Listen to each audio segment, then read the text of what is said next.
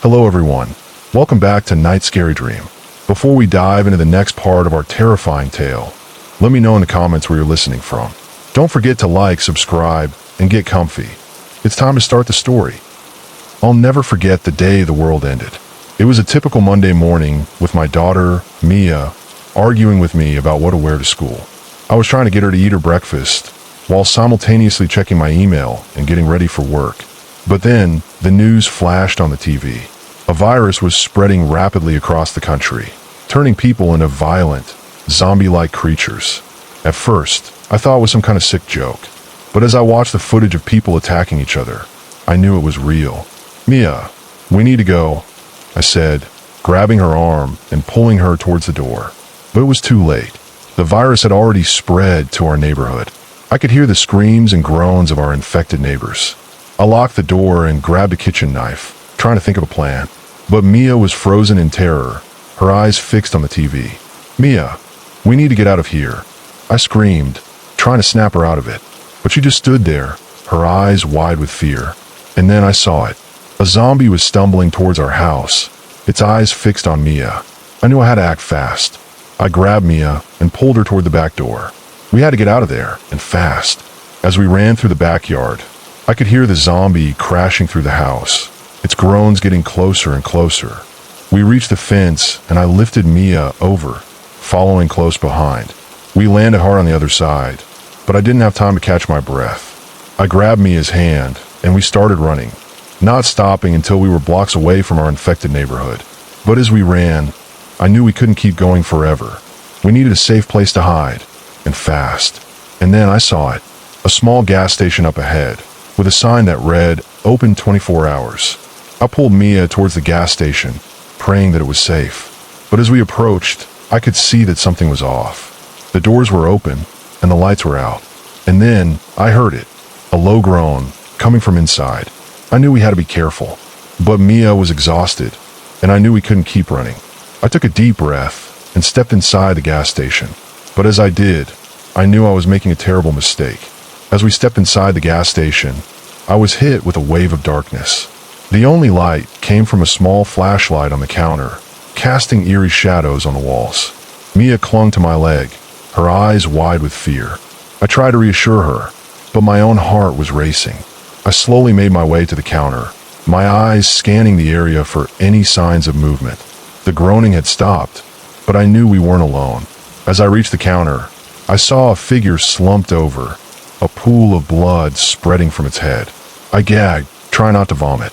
Mia saw it too, and she started to cry. I quickly pulled her close, trying to shield her from the sight. But as I looked around, I realized that we were trapped.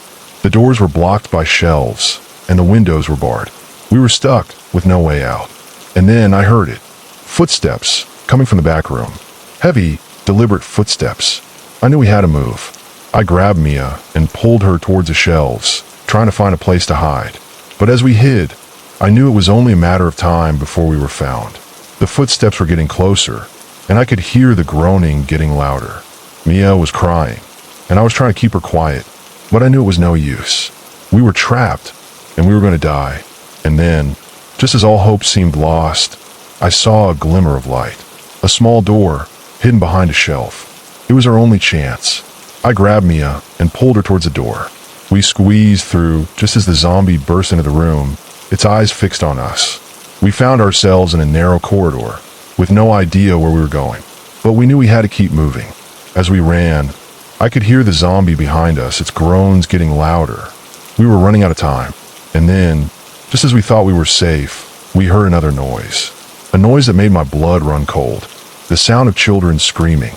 The sound of children screaming sent chills down my spine. Mia's eyes went wide with fear as she clung to my hand. We followed the sound, our hearts pounding in our chests. The corridor led us to a door that looked like it hadn't been used in years. I pushed the door open, and we stepped inside. We found ourselves in a dimly lit hallway, lined with old classrooms. The screaming grew louder, and we followed the sound to a classroom at the end of the hall. I slowly turned the handle and pushed the door open. Inside, we found a group of children huddled together in the corner. They were crying and screaming, their eyes fixed on something across the room. I followed their gaze and saw a figure, slumped over a desk. It was a teacher, her eyes cloudy and her skin gray. Mia gasped, and I pulled her close. The children saw us and started to cry louder. One of them, a little boy with a messy mop of hair, ran towards us. "Mommy," he cried, throwing his arms around my legs. I tried to comfort him, but he wasn't my child. I looked around, hoping to find his mother, but she was nowhere to be seen. Suddenly, the teacher's eyes flickered open. She groaned, and the children screamed. I knew we had to get out of there fast. I grabbed Mia's hand and the little boy's hand, and we ran out of the classroom. As we emerged into the hallway, I heard the teacher's groans growing louder. She was coming for us. We ran as fast as we could, the children's screams echoing off the walls. We didn't stop until we reached the entrance of the school. As we burst through the doors, I saw a glimmer of hope. A bus, parked outside the school, its engine running. But as we ran towards it, I saw something that made my blood run cold. A horde of zombies, shambling towards us, their eyes fixed on the bus. We were trapped. I pulled Mia and the little boy towards the bus, praying that we could make it before the zombies did. The driver, a gruff-looking man with a thick beard, saw us coming and opened the door. Get in," he yelled, waving his arm wildly. We sprinted towards the bus, the zombies closing in behind us. I could hear their groans and footsteps getting louder and louder. As we reached the bus, the driver grabbed Mia and the little boy and pulled them inside. I followed close behind, slamming the door shut behind me. The driver floored it, speeding away from the zombies. We careened through the streets, weaving in and out of abandoned cars. Mia was crying, clinging to my arm. The little boy was silent, his eyes wide with shock. As we drove, I saw the devastation around us. Buildings were burning, cars were overturned, and bodies littered the streets. The driver's voice cut through the chaos. "We need to get out of the city," he yelled. "It's not safe here." I nodded, though I knew it was easier said than done. The roads were jammed, and the zombies were everywhere. But we had to try. We had to keep moving, no matter what. As we navigated through the wreckage, I saw a sign on the side of the road. "Emergency shelter, 10 miles. I grabbed the driver's arm. "There," I said. "We need to go there." The driver nodded, his eyes locked on the road ahead. "Hold on," he said. "We're going to make it." Samantha reversed the car, trying to find a way around the zombies. But they were everywhere, shambling towards us with their arms outstretched. "We need to get out of here," Samantha shouted, her eyes scanning the surrounding area. I looked around, desperate for an escape route. That's when I saw it. A small alleyway to our left, partially hidden by a dumpster. "The alley," I shouted, pointing. "We can go through there." Samantha nodded, spinning the wheel and heading towards the alley. We squeezed through the narrow passageway, the zombies mere feet behind. As we emerged from the alley, I saw a glimmer of hope. A large, fortified building loomed ahead, surrounded by a high wall. "What is that?" I asked Samantha, pointing. She followed my gaze. "I think it's a police station," she said. "It might be our best bet for finding safety." We sped towards the police station, the zombies giving chase. But as we approached the entrance, I saw something that made my heart sink. The doors were open, hanging off their hinges, and inside, I saw a sea of zombies milling around the lobby. I felt a surge of fear as I gazed into the zombie-infested lobby. Mia was clinging to my arm, her eyes wide with terror. The little boy was crying, hiding his face in Dr. Patel's shoulder. Samantha's face was grim. "We have to be careful," she whispered. "We don't know how many zombies are inside." I nodded, trying to think of a plan. We couldn't just barge in there with Mia and the little boy. We needed a way to clear the lobby first. That's when I spotted a fire extinguisher on the wall nearby. I grabbed it, feeling a surge of adrenaline. "Get behind me," I told Samantha, Dr. Patel, and the children. I crept forward, the fire extinguisher at the ready. As we entered the lobby, the zombies turned towards us, their eyes fixed on us with a hungry gleam. I sprayed the fire extinguisher, creating a cloud of foam that momentarily blinded the zombies. We took advantage of the distraction to slip past them, making a beeline for the stairs. As we climbed, I could hear the zombies shambling after us, their groans echoing off the walls. But we didn't stop until we reached the second floor, where we found a secure room with reinforced doors. We locked ourselves inside, panting with exhaustion. Mia was crying, clinging to my arm. The little boy was quiet, his eyes fixed on me with a mixture of fear and trust. Dr. Patel examined the children, checking for injuries. Samantha searched the room, looking for supplies. As I watched them, I felt a sense of gratitude. We had made it this far, against all odds, and we still had each other. But as I looked around the room, I knew we couldn't stay here forever. We needed a plan to survive, to find a way out of this nightmare. And then, just as I was starting to think, I heard a strange noise coming from outside the room. It sounded like footsteps. I froze, my heart racing with fear. The footsteps were light, cautious, as if someone was trying not to be heard. Samantha's head snapped up, her eyes locked on mine. "What was that?" she whispered. I shook my head, my eyes fixed on the door. "I don't know," I whispered back. Dr. Patel's face was grim. "We need to be quiet," she whispered. "If it's a zombie, we don't want to attract its attention." We all held our breath, listening intently as the footsteps grew louder. They were coming from the hallway outside our room. Mia's eyes were wide with fear, her hand clinging to mine. The little boy was quiet, his eyes fixed on the door. Suddenly, the footsteps stopped right outside our door. There was a pause, and then a faint knock. I exchanged a wary glance with Samantha. Who, or what, could be knocking on our door? Samantha slowly got up, her eyes fixed on the door. "I'll check it out," she whispered. I nodded, my heart racing with fear. What would we find on the other side of the door? Samantha slowly turned the handle and opened the door, her eyes scanning the hallway. I held my breath, waiting to see what she would find. After a moment, she stepped back and nodded. "It's okay," she whispered. "It's a person." I let out a sigh of relief as a young woman slipped into the room. She was dressed in a pair of ripped jeans and a black leather jacket, her hair tied back in a ponytail.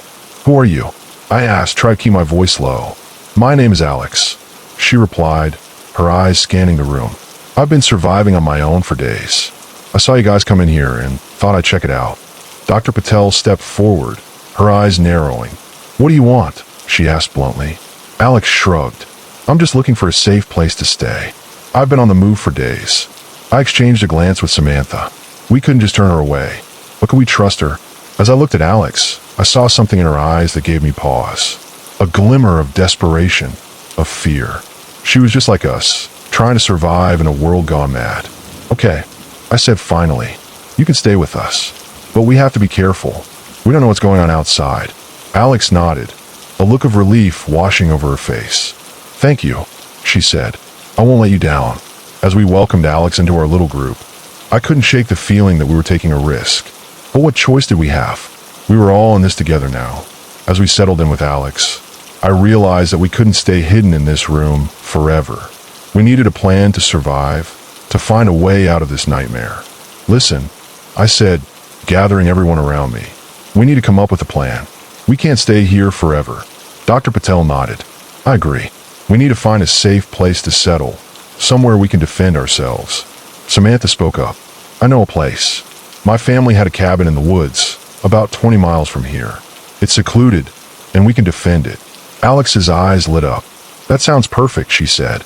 Mia, who had been quiet until now, spoke up. "But Mommy, what about the zombies? How will we get past them?" I smiled, trying to reassure her. "We'll figure it out, sweetie. We'll work together as a team." As we started brainstorming, I felt a sense of hope that I hadn't felt in days. We were in this together, and together we could survive. But as we planned, I couldn't shake the feeling that we were forgetting something important. And then, just as we were about to finalize our plan, I heard a strange noise coming from outside the room. It sounded like whispering. I exchanged a nervous glance with Samantha. What was going on? I slowly got up, my heart racing with fear. The whispering was getting louder, and it sounded like it was coming from right outside our door. Samantha's eyes were locked on mine, her face pale. "What is that?" she whispered. I shook my head, my eyes fixed on the door. "I don't know," I whispered back. Dr. Patel slowly got up, her eyes fixed on the door. "We need to be careful," she whispered. "We don't know what's out there." Alex nodded, her hand on the knife she had been carrying. Mia and the little boy were quiet, their eyes fixed on us with fear. I slowly approached the door, my heart pounding in my chest. The whispering was getting louder, and it sounded like names. "Sarah, Emily, John." The whispering was calling out names, over and over again. I felt a chill run down my spine. What was going on? Suddenly, the whispering stopped. The room was silent, except for the sound of our own ragged breathing. I slowly turned the handle and opened the door, my heart racing with fear. As I looked out into the hallway, I saw something that made my blood run cold. A figure was standing in the hallway, its eyes fixed on me. And as I looked into its eyes, I saw something that made my heart stop. The figure in the hallway was someone I knew, someone I thought was dead. It was my husband, John. I felt like I'd been punched in the gut. I couldn't breathe. I couldn't speak. John's eyes were fixed on mine, and I saw a flicker of recognition there too. But something was off. Something was wrong. Mia, sensing my distress, clung to my leg. "Mommy," she whispered. I tried to speak, but my voice caught in my throat. Samantha stepped forward. Her eyes narrowed. "Who are you?" she demanded. John's eyes flicked to Samantha, and then back to me. I'm John," he stammered. Dr. Patel stepped forward, her eyes fixed on John. "We thought you were dead," she said gently. John's eyes dropped, and he nodded. "I know," he whispered. "I'm sorry." I felt a wave of emotions wash over me. Shock, anger, confusion. What was going on? As I looked at John, I saw that something was wrong. His eyes were sunken, his skin was pale, and there was a strange, almost zombie-like quality to his movements. My heart sank. What had happened to my husband? And then, just as I was trying to process everything, John spoke again. "I've been infected," he whispered, "but I'm still me." I felt like I'd been punched in the gut again. Infected? What did that mean? As I looked at John, I knew that everything had just changed. I felt like I was in a nightmare. My husband, infected? It couldn't be. Dr. Patel stepped forward, her eyes fixed on John. "What do you mean infected?" she asked. John's eyes dropped, and he nodded. "I was bitten," he whispered, "a few days ago. I've been changing ever since." I felt a wave of horror wash over me. Bitten? Changing? Samantha's eyes were narrowed. "What kind of changes?" she asked. John's eyes flicked to mine, and then back to Samantha. I don't feel right," he whispered. "I feel hungry all the time." I felt like I was going to throw up. Hungry? What did that mean? Dr. Patel's face was grim. "We need to get him to a safe place," she said. "Now." I nodded, still trying to process everything. We had to help John. We had to find a cure. As we led John out of the hallway, I couldn't help but wonder what other surprises lay ahead. The world was a terrifying place now, and I wasn't sure if we would ever be safe again. But for now, I had to focus on John. I had to save him. As we walked, John's eyes kept flicking to mine. I could see the fear and confusion there, and my heart went out to him. I reached out and took his hand, trying to reassure him. "We'll get through this," I whispered. Together, John's eyes locked on mine, and for a moment, I saw a glimmer of the man I loved, the man I thought I'd lost. But as we walked, I couldn't shake the feeling that we were running out of time. We moved quickly, desperate to find a cure for John's infection. Dr. Patel led the way, her eyes scanning the deserted streets for any sign of danger. Mia clung to my hand, her eyes wide with fear. "Mommy, what's wrong with Daddy?" she whispered. I tried to reassure her, but I could see the worry etched on her face. The little boy, who had been quiet until now, spoke up. "I'm scared," he said, his voice trembling. Samantha knelt down beside him, putting a reassuring arm around his shoulders. "We're all scared," she said, "but we're going to get through this together." As we walked, John's condition worsened. His skin was pale, his eyes sunken, and his movements became more and more erratic. I held his hand tightly, trying to keep him calm. "We're going to find a cure," I whispered. "We're going to make you better." John's eyes locked on mine, and for a moment, I saw a glimmer of hope, but it was quickly extinguished, replaced by a look of desperation. "We have to hurry," Dr. Patel said, her voice low and urgent. "We don't have much time." We moved faster, our feet pounding the pavement. We had to find a cure. We had to save John. As we turned a corner, I saw a sign in the distance. "Hospital," it read. My heart leapt with hope. A hospital. They would have medicines, treatments. They would be able to help John. I pulled on John's hand, leading him towards the hospital. "We're going to make it," I whispered. "We're going to find a cure." But as we approached the hospital, I saw something that made my heart sink. The doors were hanging off their hinges, the windows shattered. The hospital had been overrun. I felt a wave of despair wash over me. Where can we go now? But Dr. Patel's face was set in determination. We'll find another way, she said. We won't give up. And with that, we set off again, our desperate search for a cure continuing. We walked for what felt like hours, our feet aching and our spirits dwindling. The hospital had been our last hope, and now it was gone. But Dr. Patel refused to give up. She led us through the deserted streets, her eyes scanning the buildings for any sign of a medical facility. Finally, after what felt like an eternity, she stopped in front of a small, abandoned clinic. The sign above the door read, "Urgent Care." Dr. Patel's face lit up with hope. This might be our only chance, she said. We quickly entered the clinic, our eyes adjusting to the dim light inside. The air was thick with dust, and the smell of disinfectant lingered in the air. Dr. Patel quickly got to work, rummaging through the shelves and cabinets for any medical supplies. Samantha and Alex helped her, while I stayed with Mia and the little boy, tried to keep them calm. John, however, was getting worse by the minute. His skin was gray, his eyes sunken, and his breathing was shallow. I held his hand, trying to keep him awake. "John, stay with me," I whispered, but he just shook his head, his eyes fluttering closed. I felt a wave of panic wash over me. We had to find a cure, and fast. Otherwise, I would lose John forever. Dr. Patel's voice cut through my thoughts. "I think I found something," she said, holding up a small vial of medicine. My heart leapt with hope. Could this be the cure we were looking for? The experimental treatment. Dr. Patel's eyes were shining with hope as she held up the vial of medicine. "This is an experimental treatment for the zombie virus," she explained. "It's not guaranteed to work, but it's our best chance." I felt a surge of excitement mixed with fear. Could this really be the cure we were looking for? Samantha's eyes were narrowed. "What are the risks?" she asked. Dr. Patel hesitated. "There are side effects," she said. "The treatment can cause hallucinations, memory loss, even death." I felt a cold dread creeping up my spine. Was it worth the risk? But as I looked at John, I knew we had no choice. He was slipping away from us, and this was our only hope.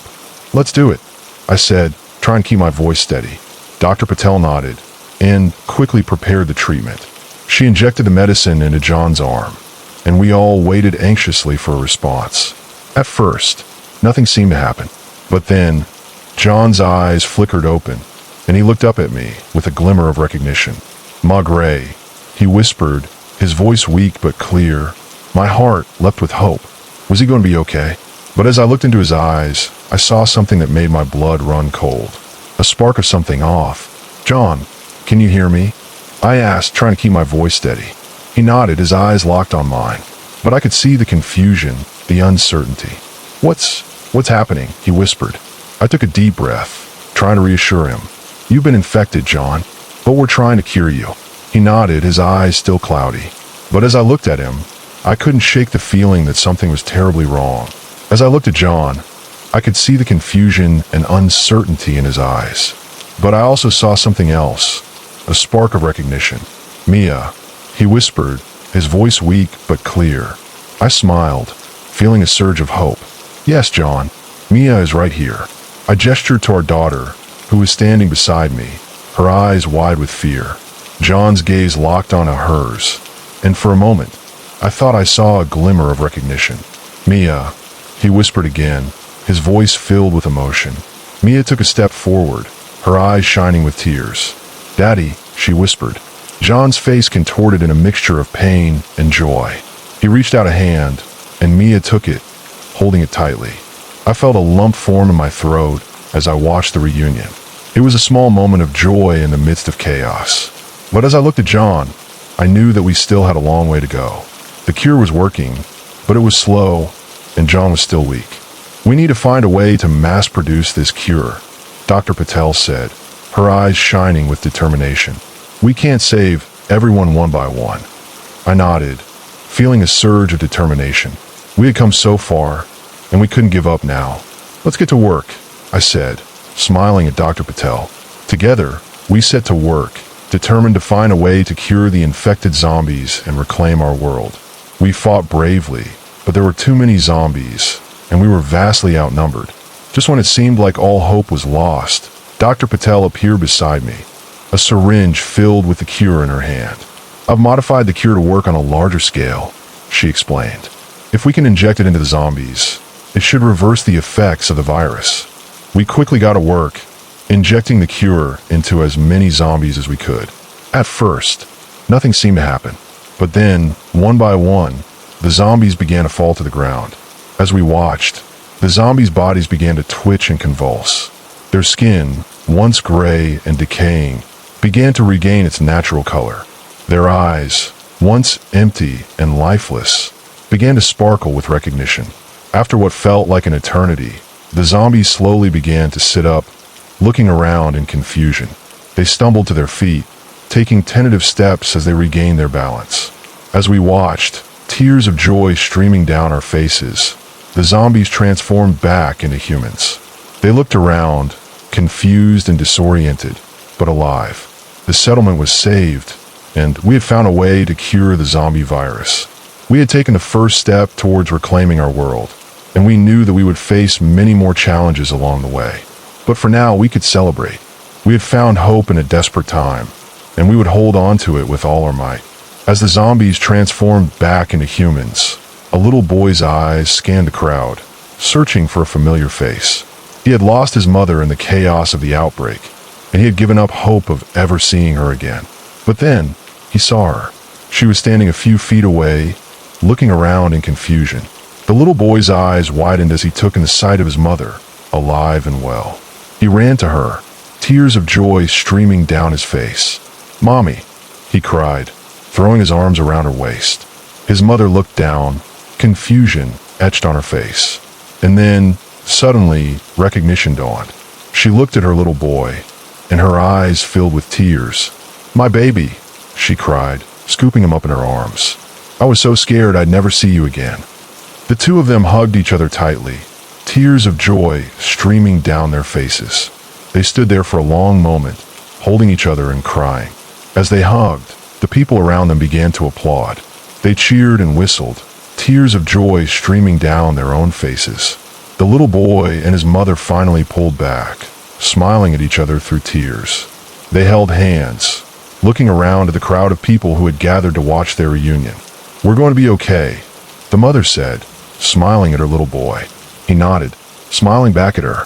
"I know, Mommy. We're going to be okay." As the crowd began to disperse, we all walked off together, hand in hand, into the sunset. The little boy and his mother, reunited at last, smiled at each other, tears of joy streaming down their faces. John, Margaret, and I, with our daughter Mia, walked together, a sense of hope and renewal in our hearts. Dr. Patel, who had worked tirelessly to develop the cure, smiled, her eyes shining with tears. "We did it," she said, her voice barely above a whisper. We all nodded in agreement. We had faced the impossible and come out on top. We had lost so much, but we had also gained something precious, a second chance. As we walked, the world around us seemed to come alive. The sun shone brighter, the birds sang sweeter, and the air felt fresher. We knew that there would be challenges ahead, but we were ready to face them together. We were a community, a family, united in our quest to rebuild and start anew. And as we walked off into the sunset, we knew that everything was going to be okay. And so, a new chapter began. A chapter of hope, of rebuilding, and of rediscovery. The survivors of the zombie outbreak walked off into the sunset together, ready to face whatever challenges lay ahead. The cure had brought humanity a second chance, and we were determined to make the most of it. Thanks for joining me on this journey. If you have any feedback or suggestions, please let me know in the comments.